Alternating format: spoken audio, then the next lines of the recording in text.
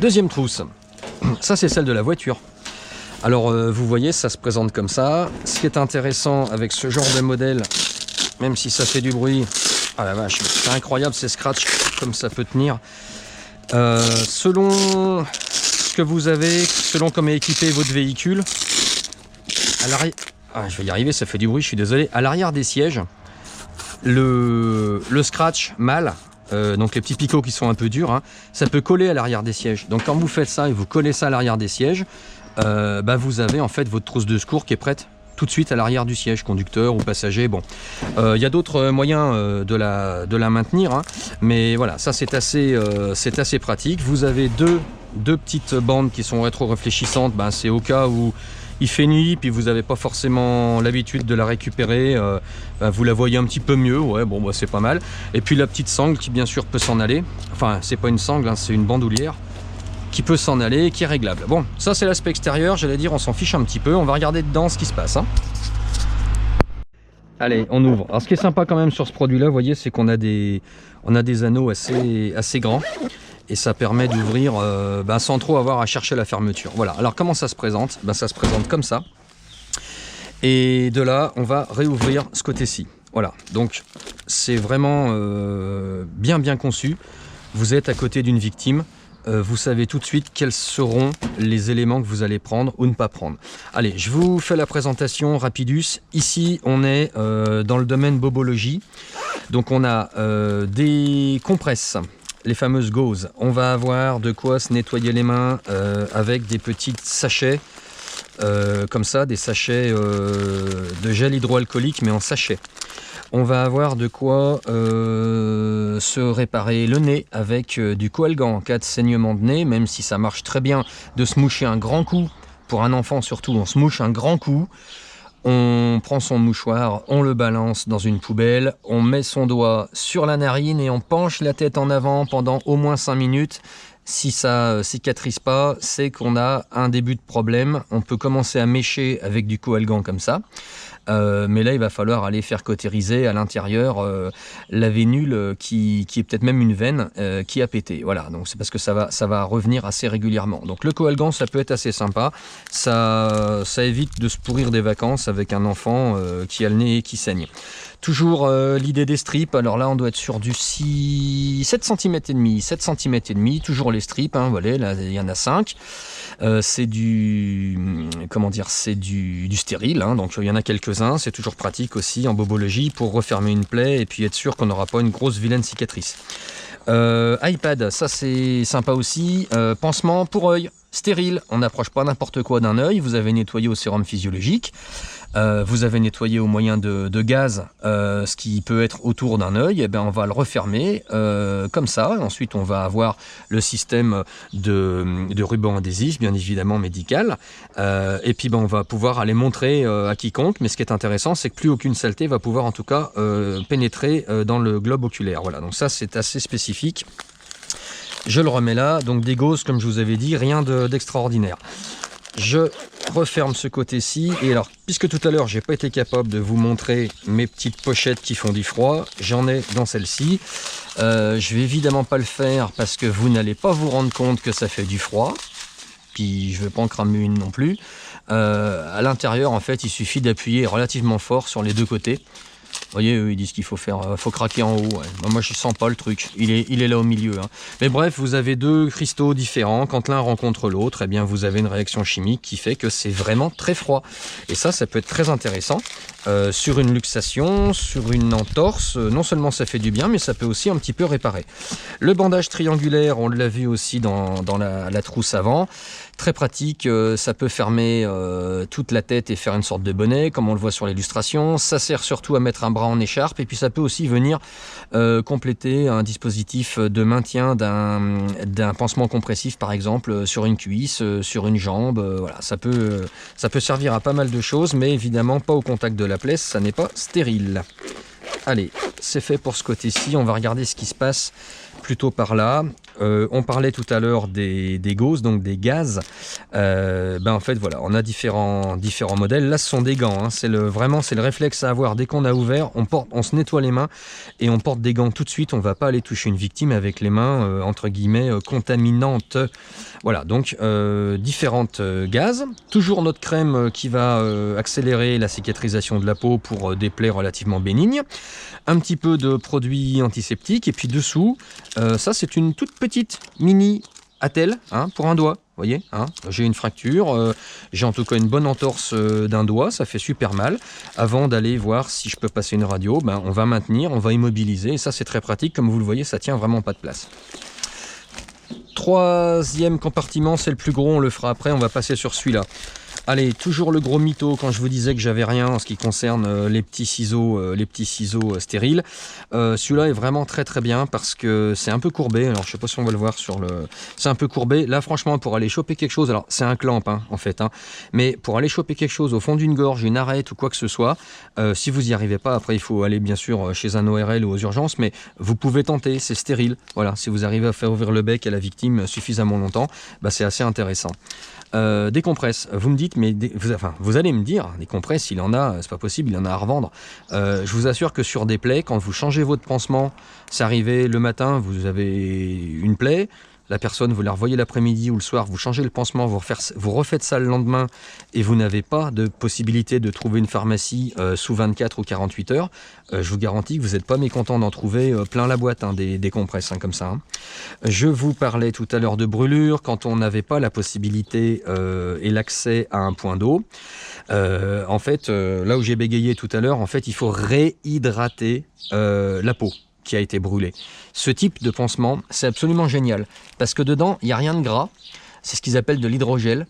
Et en fait, on sort le pansement. Vous voyez, c'est tout miamia à l'intérieur. C'est fermé, c'est stérile, évidemment, c'est tout miamia.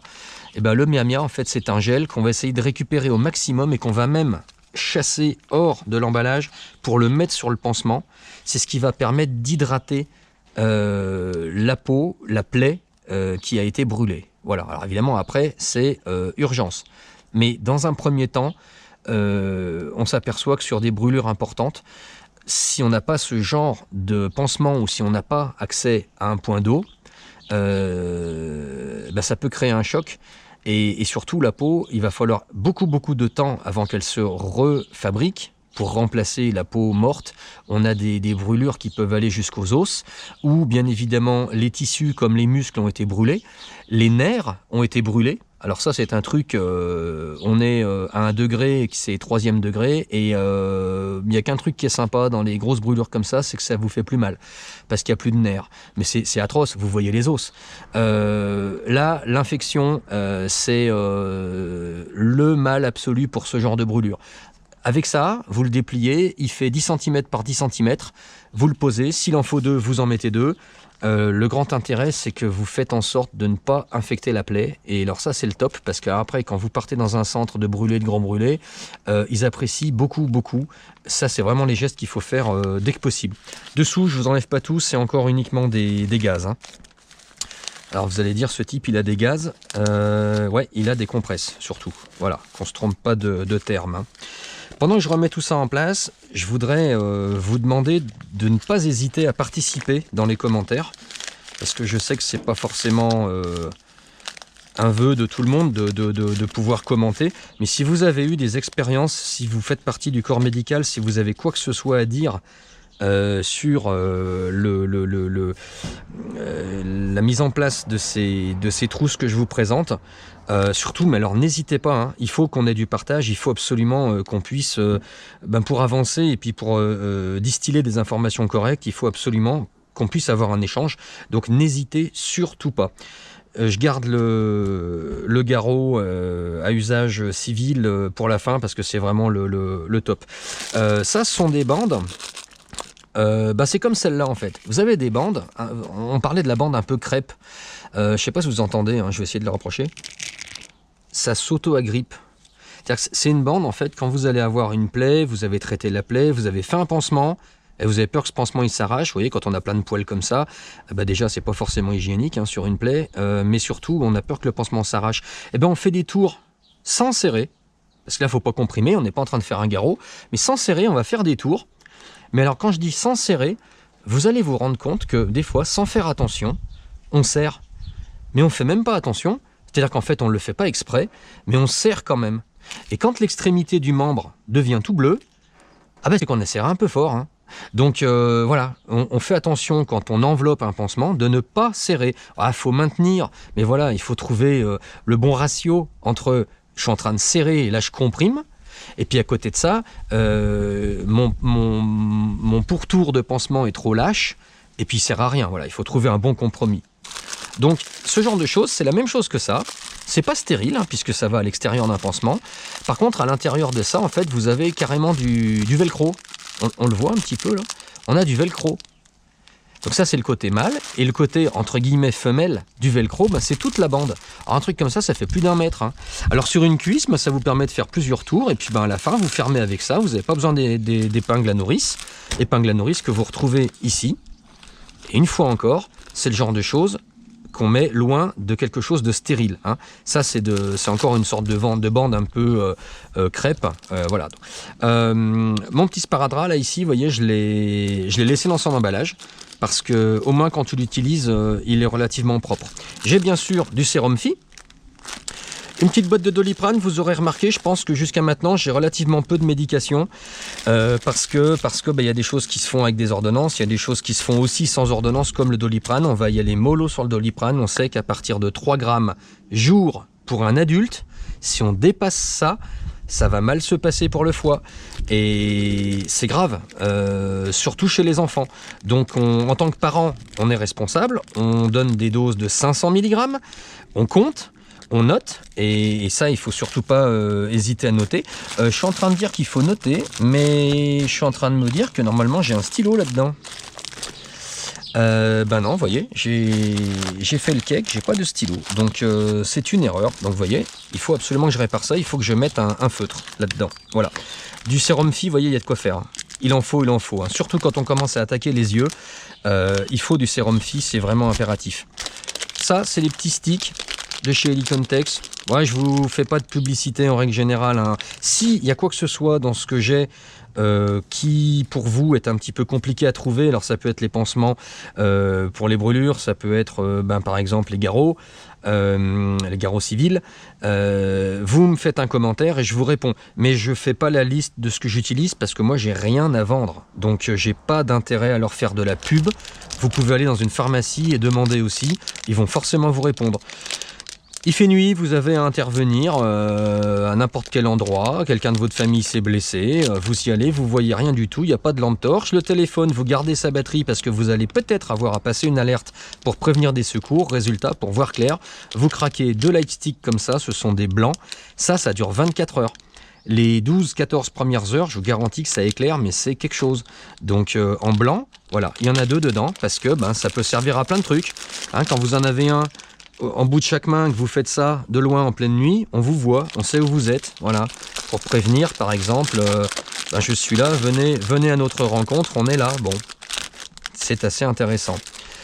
La couverture de survie, bien évidemment, il ne faut pas que j'oublie, je dois mettre un feutre indélébile là-dedans. Allez, je vais vous montrer Ça, c'est le SWAT T.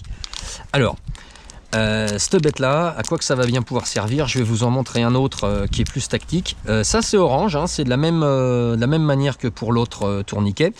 C'est une bande de caoutchouc qui fait plus d'1 mètre, qui va vous permettre de comprimer un membre.